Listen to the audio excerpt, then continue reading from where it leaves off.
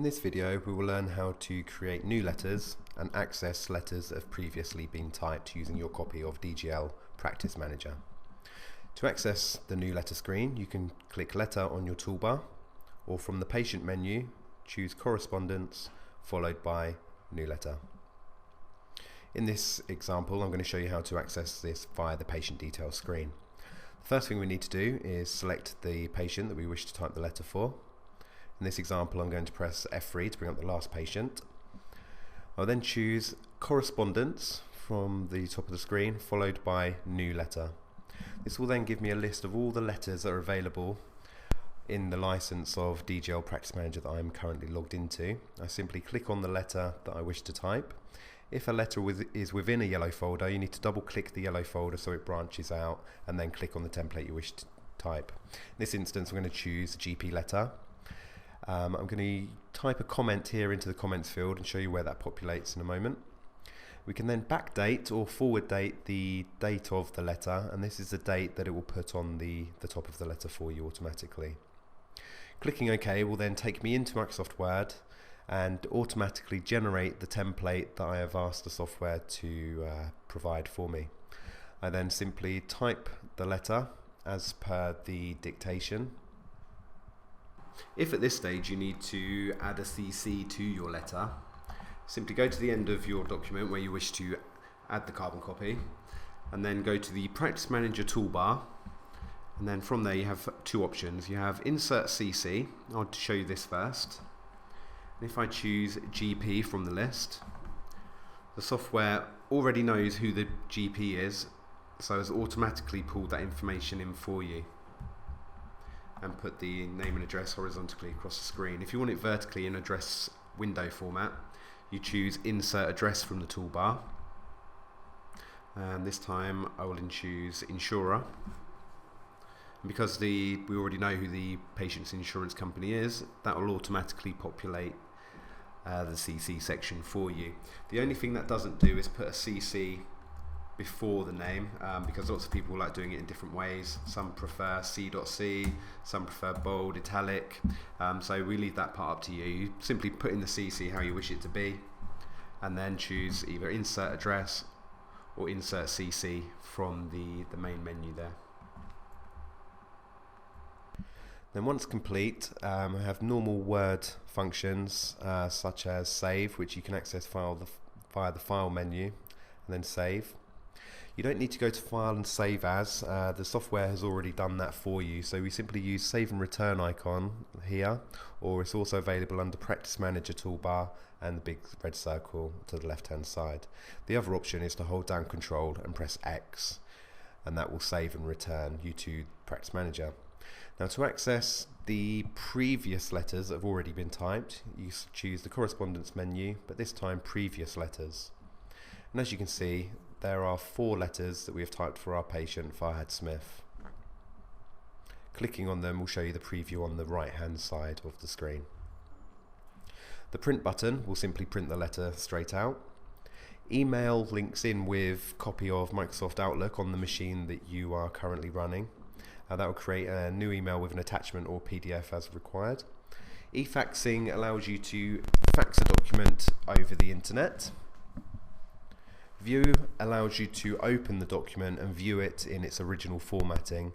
And at the top left hand of the screen we have next and previous letters, so you can skip between the letters for the patient you have selected.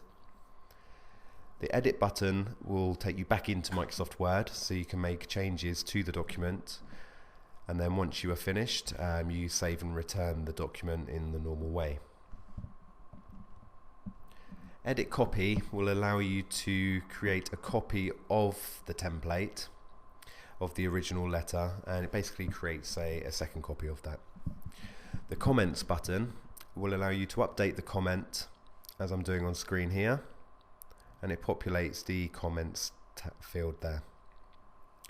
Even though we're in the previous letter screen, from here we can type a new letter simply by clicking New Letter and choosing the type of letter we want to type.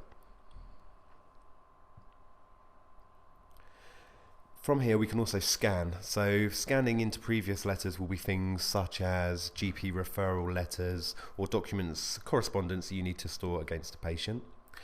We then have lock and unlock, which enables you to lock the document so it's locked down. As you can see, as I press that, it puts the padlock, and as I click unlock, it removes the padlock from that letter. And what that means is it will be locked down for only the author to view. To delete a letter, you simply click the delete button, type the word yes, and click OK. In addition to viewing the letters that you've typed in Practice Manager, you can also import documents you've historically typed on your PC. Now, these documents could be in Word format or PDF. To import them, we have a nice simple method that we refer to as drag and drop. To access this, simply go to your main Practice Manager homepage, which is will show the DGL Practice Manager logo on the background.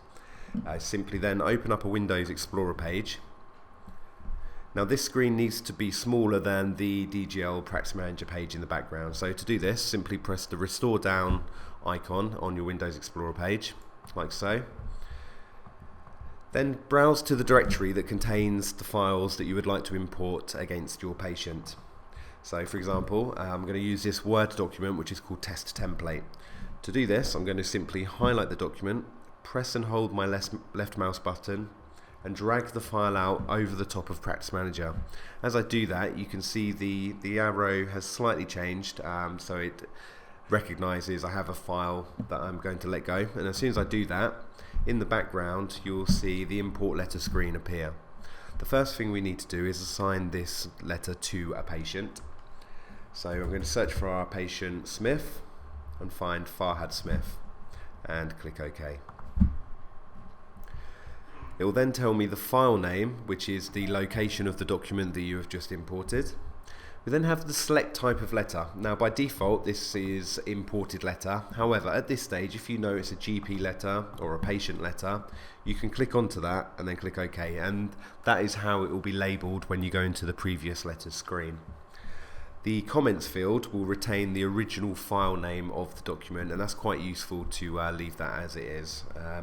We also have the original date of the letter, and that's the date the letter was originally typed. At this stage, if you were unsure of the contents of the letter, you can tick the Show Preview box, and that will show you a preview to the right hand side of the letter that you are importing. Okay, so to finish importing the document, I'm simply going to click OK, and then go into my patient details, press F3 to bring up the last patient that I accessed, which will be Farhad Smith. And then if I go to correspondence and previous letters, we'll see up here at the top I've got a couple of imported letters that I've imported, and as I look onto the right hand side I can see the details of the document that has been imported. To come out of this screen, I simply click OK and OK again. And that concludes our training session on how to type new letters, access previous letters that have been typed on the system, and import letters using the drag and drop method.